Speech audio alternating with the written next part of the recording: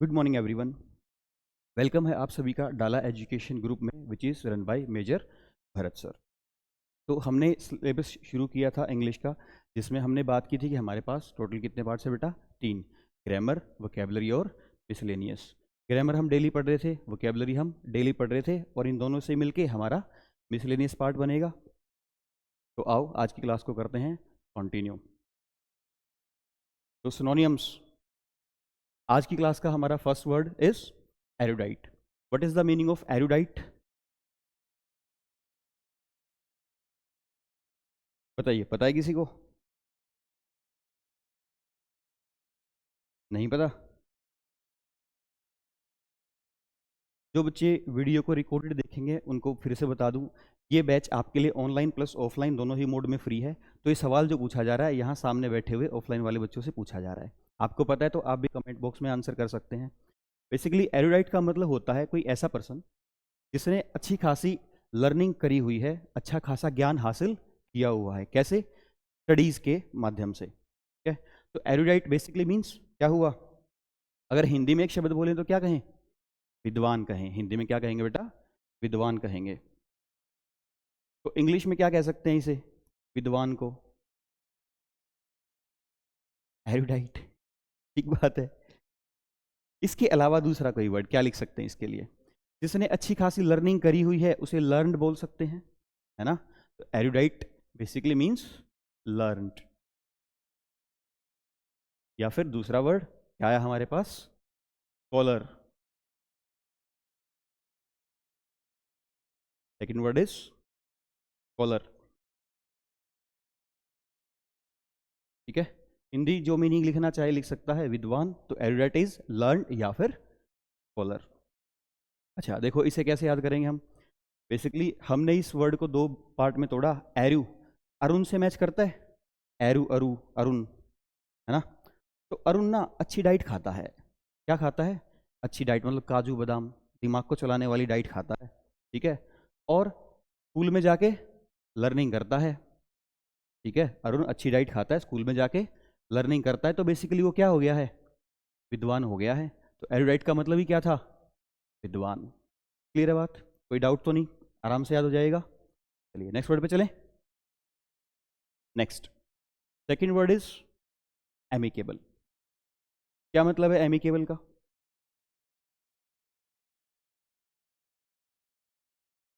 Amicable का basically मतलब होता है फ्रेंडली। हिंदी में क्या कहेंगे इसे? क्या कहेंगे बेटा?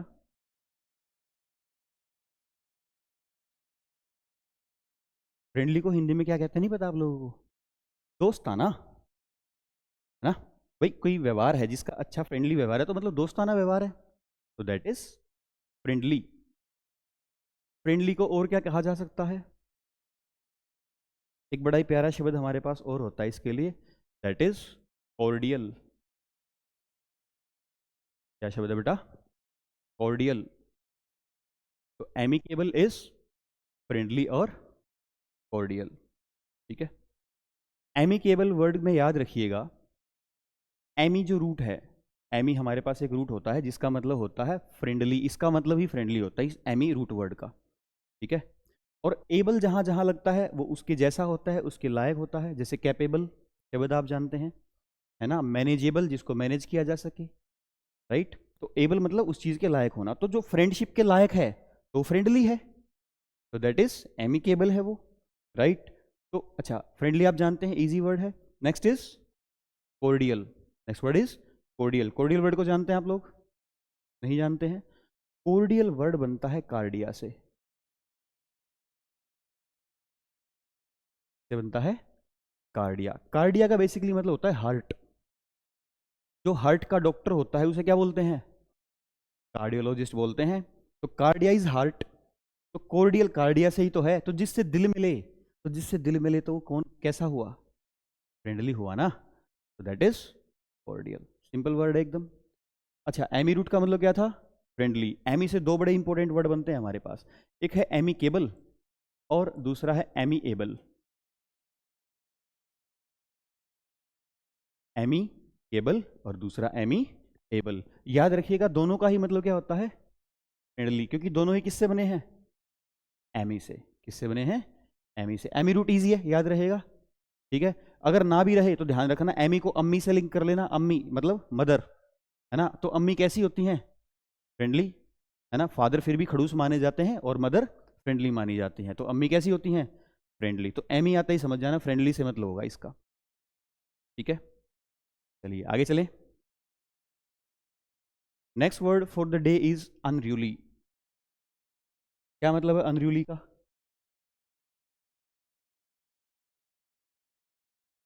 No idea. कभी कभी शब्द बहुत आसान होते हैं, बस हम उन्हें देख नहीं पाते, ठीक है। अन हुआ एक नेगेटिव प्रीफिक्स, चीजों को नेगेटिव कर देगा, उल्टा कर देगा। एक शब्द होता है रूल, RULE, रूल। तो जो रूल के अकॉर्डिंग है तो रूली हुआ, रूल के अकॉर्डिंग है तो रूली हुआ। तो रूल के अकॉर्डिंग नहीं है तो क्या हो गया?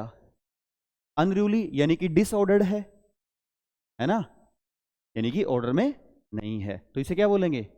अनरूली। था ना बहुत आसान शब्द। तो अनरूली बेसिकली मीन्स, आप ऐसे लिख सकते हैं, इन डिसऑर्डर। क्या लिख सकते हैं बेटा? इन डिसऑर्डर, यानी कि ऐसी चीजें या ऐसी व्यवस्था जो किस में है?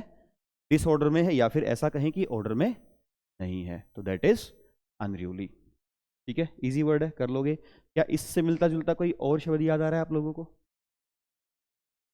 आ रहा है तो बताओ। No idea? No idea, okay.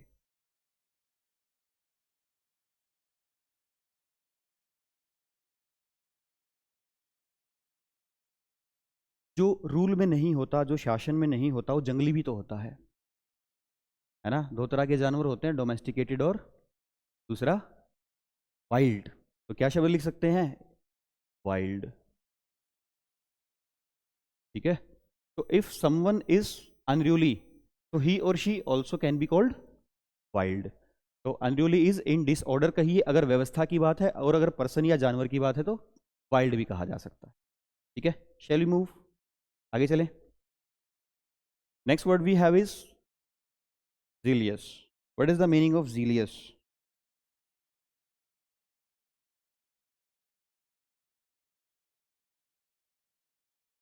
zealous का मतलब होता है बहुत ही ज्यादा उत्साहित। क्या मतलब होता है? बहुत ही ज्यादा उत्साहित। तो उत्साहित के लिए सिंपल सा शब्द क्या है हमारे पास? प्लीज, क्या शब्द है? नहीं, जेलिस अलग होता है बेटा। एक्साइटेड कह सकते हैं, है ना। क्या कह सकते हैं? Excited. Zealous is actually extremely excited. Zealous is extremely excited. तो आप इसे एक्सट्रीमली या फिर वेरी एक्साइटेड लिख सकते हैं।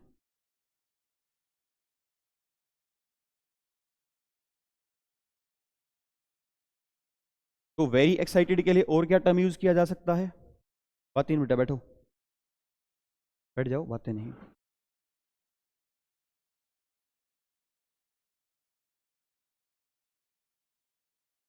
और क्या वर्ड यूज कर सकते हैं? जब आप पैशन से भर जाएं, किसी काम को करने की बस चाह जग उठेगी, बस अब तो करना ही है, तो आप काफी पैशनेट हो जाते हैं, है ना। तो एक्साइटेड के जैसा ही वो शब्द भी, तो आप क्या लिख सकते हैं? और दूसरा शब्द पैशनेट, है ना। क्या लिख सकते हैं? पैशनेट,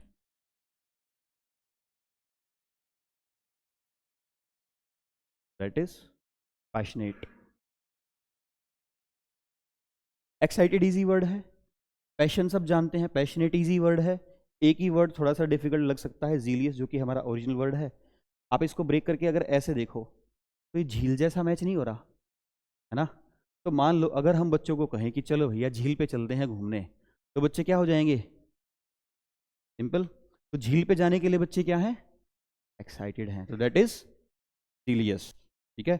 और जो आप जीलियस कह रहे हैं वो अलग टर्म होता है, जेलियस। क्या मतलब होता है जेलियस का? किसी से जलना, ईर्ष्या करना। ईर्ष्या करने के लिए दो शब्द होते हैं बड़े ही प्यारे, जेलियस और एनवियस। जेलियस और एनवियस दोनों का ही मतलब होता है जलना, ईर्ष्या करना। दोनों के बीच एक माइनर सा डिफरेंस होता है, ठीक है। क्या होता है जानते हो? नहीं जानते हो? तो एक काम करिएगा, आज ये आपका होमवर्क है, पता करना क्लास के बाद कि जेलियस और एनिवियस दोनों का हिंदी मतलब सेम ही है, जलना, लेकिन दोनों के बीच डिफरेंस कहाँ है, ठीक है। और एक इंपॉर्टेंट बात अगर जिक्र हुआ है तो बता दूं, जेलियस ऑफ और एनिवियस ऑफ दोनों के साथ प्रेपोजिशन हमेशा क्या लगेगी, ऑफ। क्या लगेगी बेटा, ऑफ, ठीक है। चलिए आगे चलें। Next word for the day is homage. क्या मतलब है होमेज का?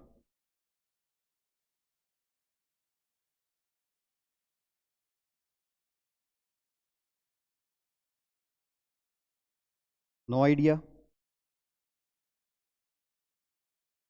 होमेज का बेसिकली मतलब होता है किसी को श्रद्धांजलि देना।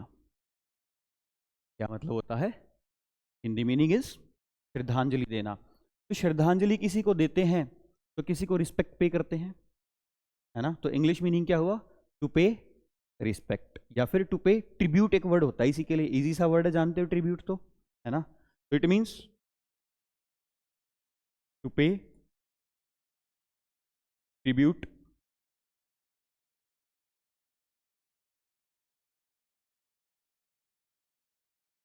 या फिर टू पे रिस्पेक्ट।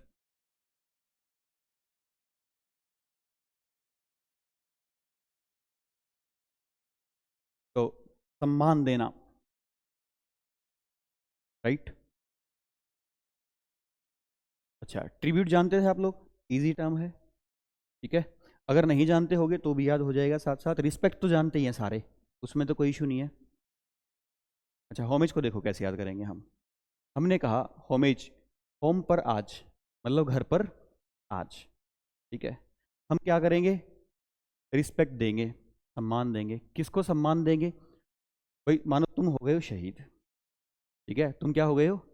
शहीद हो गए। श्रद्धांजलि तो तभी मिलेगी ना जब तुम शहीद हो जाओगे। तो श्रद्धांजलि किसको देंगे? तेरे भूत को, क्योंकि तुम तो मर चुके हो। तो श्रद्धांजलि किसको देंगे बेटा? तेरे भूत को। तो घर पर आज हम तेरे भूत को सम्मान देंगे, दैट इज होमेज, ट्रिब्यूट और टू पे रिस्पेक्ट। तीनों शब्द एक ही साथ याद हो जाएंगे आराम से, बड़े प्यार से, ठीक है, इजी है। आगे चलें, चलिए। Next word for the day is affable.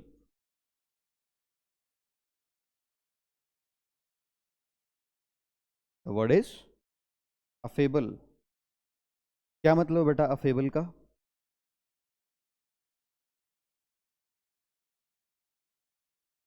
Affable basically means friendly. Affable basically means friendly. तो शब्द पढ़ा पढ़ा लग रहा है ना? पढ़ा था, आज ही पढ़ा था। क्या वर्ड्स पढ़े थे हमने फ्रेंडली के लिए? एमीएबल, एमिकेबल और कॉर्डियल। तो और एक वर्ड और ऐड हो गया हमारे पास, क्या? अफेबल। तो सभी का मतलब क्या है? फ्रेंडली, ठीक है। वे दोबारा से लिखने की जरूरत तो नहीं है, एमिएबल, एमिकेबल और कॉर्डियल, ठीक है। अच्छा, अफेबल को आप बहुत ही, वैसे तो सिंपल वर्ड है, फिर भी अगर याद करना चाहें ट्रिक से तो ऐसे कर सकते हैं कि अफेबल, आप एबल हैं, किसके एबल हैं? हमारी दोस्ती के। अफेबल, आप एबल हैं हमारी दोस्ती के, तो इसका मतलब आप कैसे हैं? फ्रेंडली हैं। कैसे हैं? फ्रेंडली हैं, मिलनसार स्वभाव के हैं। हो जाएगा आराम से याद। आगे चलें। Next word for the day is redeem. What is the meaning of redeem? थोड़ा साफ साफ बोलो। Collect in the sense?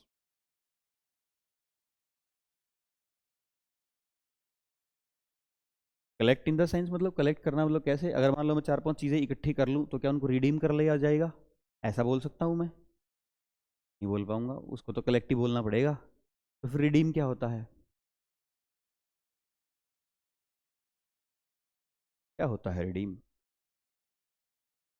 वैसे सिनोनिम इसका कलेक्ट ही है। जब मैं किसी चीज़ को कलेक्ट कर लेता हूँ तो बेसिकली अपने पास ले आता हूँ अपने यूज़ के लिए। तो मैं जब किसी चीज़ को ला करके और यूज़ में ले लूँ, इस्तेमाल में ले लूँ, तो मैंने उस चीज़ को क्या कर लिया है? रिडीम कर लिया है, राइट। ये प्रॉपर मीनिंग हुआ इसका। तो हाँ, सिनोनियम में क्या लिखेंगे? कलेक्ट। तो कलेक्ट इसका सिनोनियम है। और क्या सिनोनियम हो सकता है इसका कलेक्ट के अलावा? जब हम किसी खोई हुई चीज़ को वापसी प्राप्त कर लें, ठीक है, तो उसे क्या कहते हैं? रिकवर करना। तो रिकवर आप इसे कह सकते हैं, तो इट बेसिकली मीन्स कलेक्ट या फिर रिकवर। ठीक है। अच्छा, जो कूपन्स हमें मिलते हैं दुकानों पे, जब हम उनको अपने मोबाइल में डालते थे, रिचार्ज हमारा होता था, तो हम कूपन को क्या करते थे? रिडीम करते थे। तो इस ना टर्म को एक साथ याद रखना, redeem a coupon. Basically coupon को कलेक्ट करके, यानी कि दुकानदार से लेके, और हमने क्या कर लिया? यूज कर लिया। तो कूपन को बेसिकली हमने रिडीम कर लिया। तो कुछ वर्ड्स कोलोकेशन से याद रहेंगे, चीज़ों को अटैच कर लो एक दूसरे के साथ। ठीक है ना? रिडीम, रिडीम के लिए हम क्या याद रखें? Redeem a coupon. तो कूपन को क्या करते हैं? रिडीम करते हैं। समझ आ जाएगा मीनिंग? कर लोगे आराम से। आगे चलें। Next term we have is hostile. What is the meaning of hostile? हाँ, क्या करना? बंदी बनाना। ओके, एक आंसर आया है बंदी बनाना, और बताओ।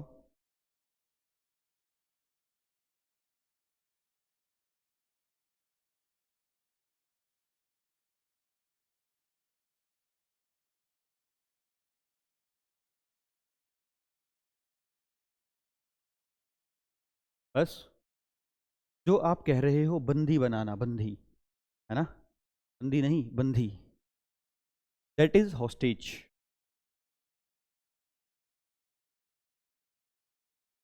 इसका मतलब होता है बंदी, बंधक। That is not hostile. ठीक है, that is hostage. Okay, difference clear है मीनिंग का? तो हॉस्टाइल, अच्छा, मीनिंग का डिफरेंस तो तब क्लियर होएगा जब मीनिंग बताएंगे। हॉस्टेज का मीनिंग क्लियर है? ठीक है। हॉस्टाइल का मतलब बेसिकली होता है जब कोई व्यक्ति बिल्कुल ही हमारे अपोजिट हो जाए और हैवी एंग्री मोड में। तो यानी कि कोई एंग्री मोड में, गुस्से के मोड में हमारे खिलाफ हो जाए, बिल्कुल सख्त खिलाफ, तो दैट इज कॉल्ड, वो हम पर्सन हमारे प्रति क्या है? हॉस्टाइल है। क्या है हमारे प्रति? हॉस्टाइल है। तो अगर मैं मीनिंग में लिखना चाहूं तो एंग्री लिख सकता हूं, है ना? क्या लिख सकता हूं? एंग्री लिख सकता हूं, राइट। और क्या लिख सकता हूं? गुस्से में तो है, हमारे खिलाफ भी है, तो अपोजिट भी है हमारे, है ना? तो हॉस्टाइल के लिए हम एंग्री प्लस अपोजिट दोनों अगर शब्द लिखें तो ये प्रॉपर कुछ मीनिंग सा दे पाए, है ना? तो एंग्री तो है ही, साथ के साथ हमारे अपोजिट भी है। तो जो व्यक्ति गुस्से में भी है, अपोजिट भी है, हमारे खिलाफ भी जा रहा है, उसके लिए एक सिंगल टर्म भी होता है। क्या टर्म होता है? इसे बोलते हैं एंटागोनिस्ट। क्या बोलते हैं? एंटागोनिस्ट।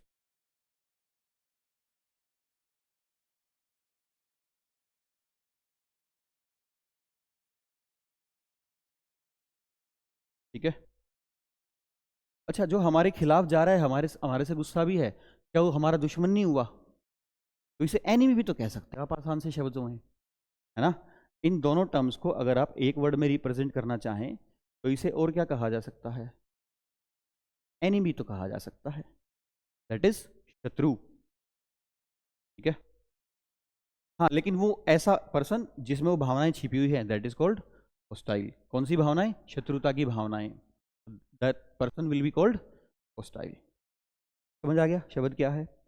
अच्छा, हॉस्टाइल को देखो कैसे याद करेंगे। मानो हम हॉस्टल में रहते हैं, ठीक है, और हॉस्टल में टाइलें लगेंगी। हॉस्टल वालों के पास पैसे हो गए हैं, फीस ले लेंगे हमसे, ठीक है, तो हॉस्टल वाले क्या लगवा रहे हैं? टाइल। तो भाई हॉस्टल में आ गए हैं टाइल लगाने वाले, ओके, और हम सो रहे हैं, हमारा है सोने का टाइम, दोपहर को ब्रेक टाइम है, तो हम कह रहे हैं शोर बंद करो, वो कह रहे हैं हम टाइल लगाएंगे, तो उनसे हमारी क्या हो गई? बहस हो गई है, दुश्मनी हो गई है। ठीक है, ऐसे याद हो जाएगा आराम से। तो सिंपल, क्या? हॉस्टल में टाइल लगाने वालों से हमारी क्या होगी बेटा? दुश्मनी। तो हॉस्टाइल का मतलब ही क्या होता है? दुश्मनी या, ठीक है, तो दैट इज एनिमी, और या फिर एंग्री मोड में हमारे अपोजिट है, या फिर एक टर्म इसके लिए क्या है? Antagonist. Antagonist is very easy term.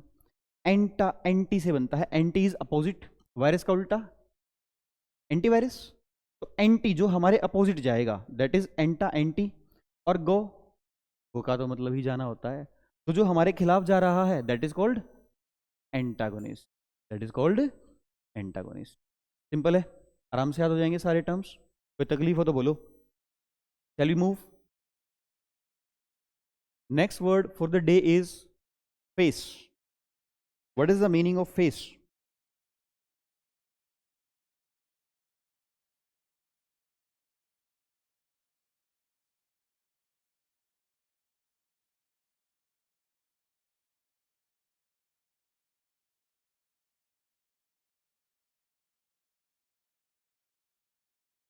बताओ ना, what is the meaning of face?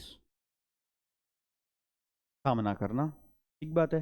तो बेसिकली फेस जो वर्ड है ये दो प्रोफाइल रख रहा है अपने अंदर, है ना। एक तो ये नाउन है, दूसरा ये वर्ब है। जब इसका मतलब है नाउन तो इसका मतलब है चेहरा, मुखौटा, मुखड़ा, है ना। और जब इसका मतलब है वर्ब यानी कि एक्शन से रिलेटेड, यानी कि किसी चीज को फेस करना, यानी कि किसी चीज का सामना करना, राइट। तो सामना करने के लिए क्या वर्ड लिख सकते हैं हम? कन्फ्रंट करना। क्या लिख सकते हैं? किसी को कन्फ्रंट करना, राइट। कन्फ्रंट इजी वर्ड है, जानते हैं आप लोग सारे, आर यू श्योर ना? ठीक है। और नाउन अगर फेस के मीनिंग में लिखना चाहूं तो मैं एक शब्द इसके लिए और क्या लिख सकता हूं? मुखड़े के लिए, मुखौटे के लिए और क्या शब्द होता है? No idea. फेकेड भी कहा जाता है इसे। क्या कहा जाता है बेटा? फेकेड। जैसे किसी बिल्डिंग का जो सामने का फ्रंट है ना, तो इसे फेकेड कहा जाता है टेक्निकली। सिंपल शब्दों में लिखना चाहो तो क्या लिख सकते हो? फ्रंट, है ना। और जब तुम किसी के आमने सामने हो जाओगे तो तुम उससे क्या कर जाओगे? कन्फ्रंट का सामना करोगे। किसी के फ्रंट में आ जाओगे तो आप उससे कन्फ्रंट कर जाओगे, यानी कि आमने सामने हो गए अब आप लोग। तो मिलते जुलते शब्द हैं। वैसे शब्द तो आसान ही था, लिखने का पर्पज ये था कि आप इस बात का ख्याल रखना कि जब भी कोई टर्म पूछा जाए तो उसके क्या पता सिनोनियम या ऑप्शन जो दिए जाएंगे वो किस हिसाब से दिए जाएंगे। हो सकता है अलग प्रोफाइल हो, आपने जो मीनिंग पढ़ा है वो जो डायरेक्शन जा रही है कोई अलग जा रही है, ऑप्शन कुछ अलग ही बात कर रहे हैं। तो हो सकता है आप किसी अलग डायरेक्शन में कोई अलग प्रोफाइल सोच रहे थे, जबकि जो ऑप्शन मिला है वो अलग प्रोफाइल के हिसाब से मिला है। इन बातों का भी थोड़ा थोड़ा ख्याल रखना, वर्ड्स को जानना बजाय कि उसको रटने के, ठीक है। चलिए आगे चलें। Next next word is to rectify. क्या मतलब होता है रेक्टिफाई का? करेक्ट करना। आसान सा टर्म है ना। क्या बोलते हो? आसान है? किस किस को पता है पहले से ही? एक ही बच्चे को पता है बस? चलिए, तो rectify is basically to correct.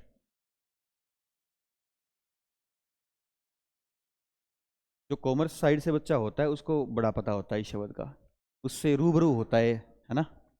इतना ज़्यादा रूबरू होता है कि बस पूछो ही मत। बेसिकली पूरा का पूरा चैप्टर आता है कॉमर्स में, एक rectification of errors. Errors rectification मतलब जैसे जो अकाउंट्स हमारा होता है उसमें आप एंट्री डालते हो कि भाई सामान लाए 2000 का और कैश दिया 2000, ऐसे एंट्री डलती है, राइट। तो इसको डबल एंट्री सिस्टम कहते हैं। तो टैली जब होएगा, जब ऐड करेंगे तो दोनों साइड बराबर आनी चाहिए, तो पता चल जाएगा कि हमने सारी एंट्रियां सही करी हैं। लेकिन मान लो एक जगह एक जीरो ज़्यादा लग गई गलती से, तो एरर हो गया, तो 18,000 का गैप आ जाएगा, है ना। भाई 20 यहाँ है, 2 यहाँ है, था दोनों जगह 2-2, तो गैप कितने का आ गया? 18,000 का। तो फिर आप इस 20,000 की एंट्री को काट के वापसी 18,000 को करेक्ट कर दोगे, यानी कि 2,000 बना दोगे इसको। तो इसी एक्शन को क्या कहा जाता है? रेक्टिफिकेशन करना कहा जाता है। दैट इज टू रेक्टिफाई, ठीक है। मैंने इस वर्ड को काफ़ी एक्सप्लेन कर दिया, तो इसके लिए और किसी चीज़ की जरूरत नहीं है, हो जाएगा आराम से याद, ठीक है। तो याद रखना रेक्टिफिकेशन ऑफ एरर। अच्छा, किसी चीज़ को करेक्ट करते हैं, रेक्टिफाई करते हैं, तो और क्या शब्द होता है इसके लिए बताइए? पॉलिटी में बड़ा फेमस शब्द होता है इसके लिए। पॉलिटी नहीं पढ़ी आप लोगों ने? सिलेबस नहीं हुआ एनडीए के लिए? चलो पढ़ोगे तो जानोगे। एक बड़ा ही प्यारा टर्म है अमेंड। अमेंडमेंट एक्ट नहीं सुना क्या कभी तुमने? तो यही तो होता है अमेंड करना। तो अमेंड से ही तो अमेंडमेंट बनता है, संशोधन कहा जाता है इसे। तो यानी कि जो कानून में कमी थी उसको ठीक कर दिया गया है। तो क्या कर दिया गया है? अमेंड कर दिया गया है बेसिकली, राइट। बेसिकली टेक्निकली कोई फॉल्ट नहीं था वहां पे, ऐसा नहीं था कि 2000 लिखना था 20,000 लिख दिया गया, लेकिन वो चीज़ पुरानी हो गई है, अब नई तरीके आ गए हैं फ्रॉड करने के। तो हमें कानून में भी तो सुधार करना पड़ेगा ना, तो उसके लिए हम क्या लाते हैं? Amendment act. तो कर तो रहे हैं करेक्ट ही, पुरानी चीज़ों को ठीक ठाक करके नए के हिसाब से डाल रहे हैं, तो एक तरीके की करेक्शन ही तो है, इसलिए सिनोनियम है। तो रेक्टिफाई इज टू करेक्ट या फिर अमेंड, सिंपल है, हो जाएगा।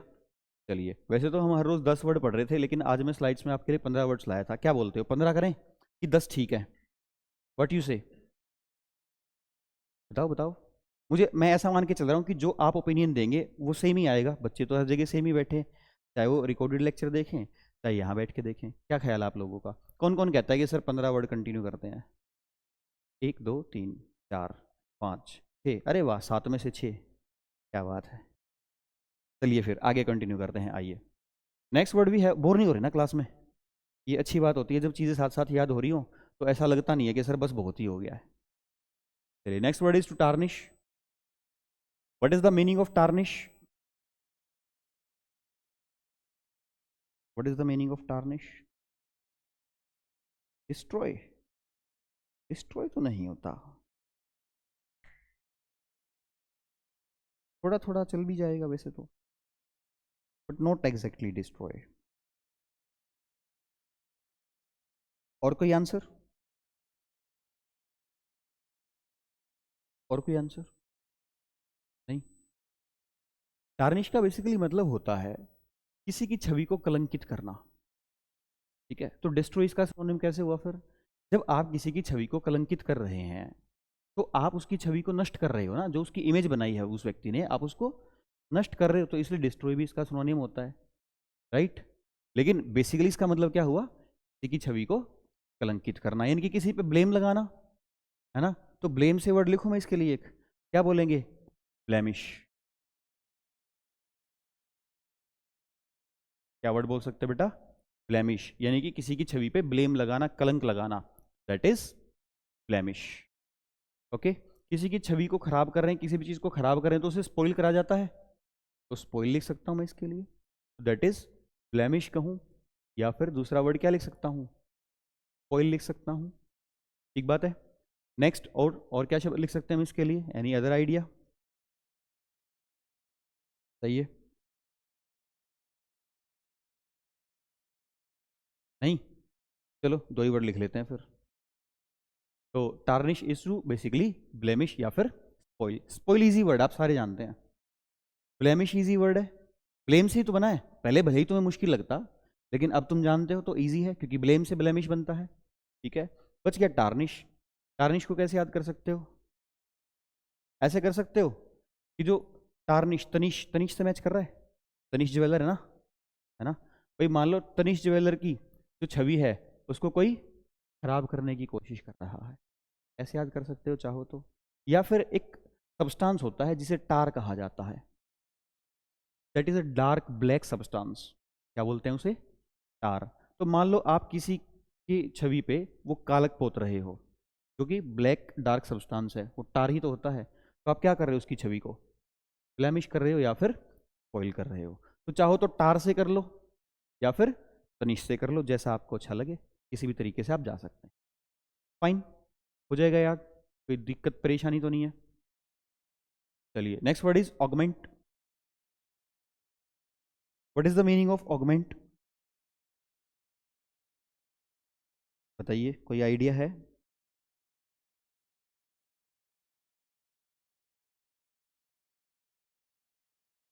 नहीं है आइडिया? ओके। जो ये ऑफलाइन वाले बच्चे हैं ना, ये हर वर्ड को साथ साथ लिख रहे हैं, तो आप लोगों से भी एक्सपेक्ट किया जाता है बेटा कि लिख लीजिएगा, ताकि रिवीजन करने में आसानी हो, ठीक है? वरना तो या तो स्क्रीनशॉट में रह जाएंगी बातें या फिर हवा में, ठीक है? एग्जाम तक पहुंच नहीं पाएंगी, तो मेक सम एफर्ट्स। चलिए, ऑगमेंट का मतलब होता है बेसिकली टू इंक्रीज। क्या मतलब होता है? To increase. तो इसका मतलब हुआ किसी चीज़ को बढ़ाना, अगर मैं हिंदी में बोलूँ, अगर मैं हिंदी में बोलूँ तो इसका मतलब क्या हुआ? किसी चीज़ को बढ़ाना, तो दैट इज ऑगमेंट। बढ़ाने के लिए और क्या वर्ड यूज कर सकता हूँ मैं? क्या वर्ड लिखा जा सकता है बताइए? ऐड करना, तो ऐड लिख सकता हूँ, है ना? तो इंक्रीज या फिर ऐड, फाइन। और क्या लिख सकते हैं बताओ?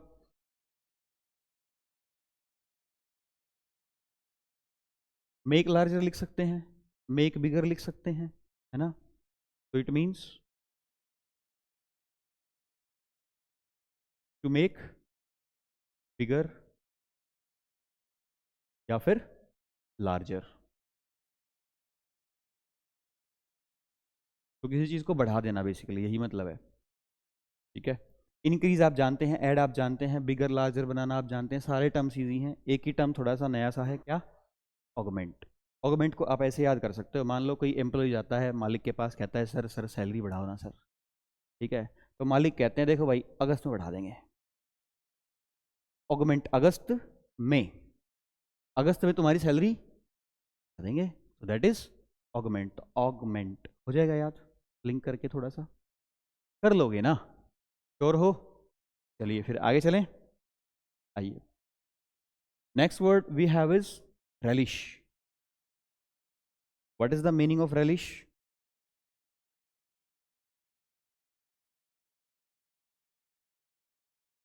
बताइए, नो आइडिया, नहीं आइडिया। relish का बेसिकली मतलब होता है किसी चीज़ का खुलकर मजा लेना। क्या मतलब होता है? किसी चीज़ का खुलकर मजा लेना। तो जब खुल के मजा लेते हो किसी चीज़ का तो क्या करते हो? एंजॉय ही तो करते हो। तो दैट इज एंजॉय, राइट। और क्या लिख सकते हो एंजॉय करने के लिए? To have fun, right. To have fun भी लिख सकते हो। और क्या लिख सकते हो? मैं हैव फन लिख नहीं रहा हूँ, आप लोग लिखना चाहें तो लिख सकते हैं, ठीक है। और कोई टर्म नहीं आ रहा दिमाग में? ओके, तो एंजॉय कहिए, रेलिश, एंजॉय या डिलाइट। एक वर्ड लिख रहा हूँ मैं, डिलाइट।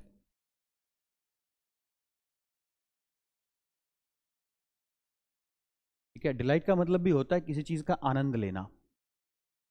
ठीक है, इफ समथिंग इज डिलाइटफुल तो वो कुछ ऐसा है जिसमें मज़ा आ रहा है। ठीक है, तो डिलाइट इज टू एंजॉय, इसी के जैसा है ये शब्द बिल्कुल। ठीक है, अच्छा एंजॉय आप जानते हैं। डिलाइट को आप ऐसे याद कर सकते हो, जो हमारे गांव के एरिया होते हैं वहाँ दिन में लाइट नहीं आती, है ना। गांव के एरिया में दिन में लाइट तो नहीं आती, लेकिन मान लो किसी दिन डे में लाइट आ गई तो मज़ा आ गया उनको। तो अगर गांव में दिन में लाइट आ गई तो गांव वालों को मज़ा आ गया, तो दैट इज डिलाइट। सही है, हो जाएगा आराम से याद। और what about relish? Rally, rally आप जानते हैं। रैली में क्या होता है? भीड़ जाती है, लोग क्या करते हैं? मज़ा करते हैं खूब। शाम को पार्टी भी मिलती है फ्री वाली, है ना, तो इसलिए वो काफ़ी एंजॉय करते हैं, राइट। तो रैलिश को रैली से याद रखना। रैली में लोग क्या करने जाते हैं? मज़े लेने जाते हैं। आराम से याद होएगा, कोई तकलीफ तो नहीं है, हो जाएगा ना बेटा। चलें फिर आगे, चलिए। Next word we have is dormant. What I suppose it is a very easy word. What you think? आप लोगों का जवाब देखकर लग रहा है कि मैंने गलत उम्मीदें पाल ली हैं, है ना। चलिए कोई बात नहीं। डोरमेंट का बेसिकली मतलब होता है इनएक्टिव, सोया हुआ। डोरमेंट का मतलब क्या होता है? इनएक्टिव या फिर सोया हुआ कहिए आप इसे। तो इनएक्टिव लिख सकता हूं इसके लिए मैं, है ना। या फिर सोया हुए को क्या लिखूंगा? asleep। क्या लिखूंगा? asleep। स्लीप माने सोना, asleep माने सोया हुआ। ठीक है, अच्छा। वैसे तो आप इसे ऐसे याद रखो तो ज्यादा बढ़िया है। कैसे? कोलोकेशन से, जैसे हमने एक और वर्ड कोलोकेशन से याद किया था ना। हाँ, तो dormant volcano. What is a dormant volcano? Inactive volcano का, इनएक्टिव। ठीक है, ऐसा वोल्केनो जिसमें एरप्शन नहीं है, जिसमें से लावा बाहर नहीं निकल रहा है, ऐसे वोल्केनो को हिंदी में कहते हैं सुप्त। तो अंग्रेजी में क्या कहते हैं? डोरमेंट। क्या बोलते हैं? डोरमेंट। तो डोरमेंट इज इनएक्टिव या फिर asleep। तो डोरमेंट वोल्केनो याद कर लोगे इकट्ठा एक साथ, आराम से याद रहेगा। फिर भी अगर कोई ना करना चाहे, ट्रिक से करना चाहे तो देख लेना। एक डोर पे मैट पड़ा होता है हमारे, सारा दिन वहीं पड़ा रहता है आलसियों की तरह, कुछ नहीं करता। और डोर का मैट हमारा दरवाजे वाला मैट, है ना। तो ध्यान रखना, डोर मैट, डोर मैट कैसा होता है? सुप्त होता है, इनएक्टिव होता है, लेजी होता है। तो इसका मतलब लेजी भी होता है बेसिकली, है ना। अब इसके सिनोनिम में लेजी भी तो लिख सकते हैं फिर। तो दैट इज इनएक्टिव, asleep या फिर लेजी। फाइन, चलिए जी। Next term we have is casual. क्या मतलब है कैजुअल का? काफी इंपॉर्टेंट टर्म है।